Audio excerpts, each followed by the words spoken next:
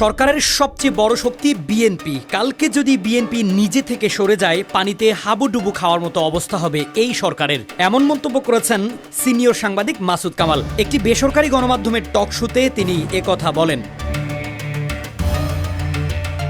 তিনি বলেন, এই সরকারের শক্তির উৎস হলো এটা বাংলাদেশের একমাত্র অরাজনৈতিক অনির্বাচিত সরকার, যারা দেশে থাকা সকল রাজনৈতিক দলের নিঃশর্ত সমর্থন পেয়েছে। এটা ছিল তাদের শুরুর দিকের শক্তি।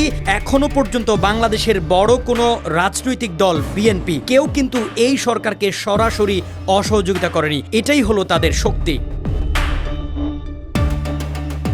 মাসুদ কামাল আরও বলেন, তারা মনে করতেছে এই শক্তিতে আমি বলিয়ান, আমাকে কেউ কিছু করবে না। কালকে যদি বিএনপি নিজে থেকে সরে যায়, খাবি খাওয়ার মতো অবস্থা হবে এই সরকারের, পানিতে হাবুডুবু খাওয়ার মতো অবস্থা হবে। এদের পক্ষে কে দাঁড়াবে বলেও প্রশ্ন তোলেন তিনি আরো বলেন, কালকে যদি বিএনপি বলে এই সরকারের সাথে আমরা আর নাই, খালি এইটুকু বলুক, এই সরকারের মাথা খারাপ হয়ে যাবে। বিএনপি এই সরকারের সবচেয়ে বড় শক্তি, কিন্তু এটা বিএনপিও বোঝে না, এই সরকারও বোঝে না।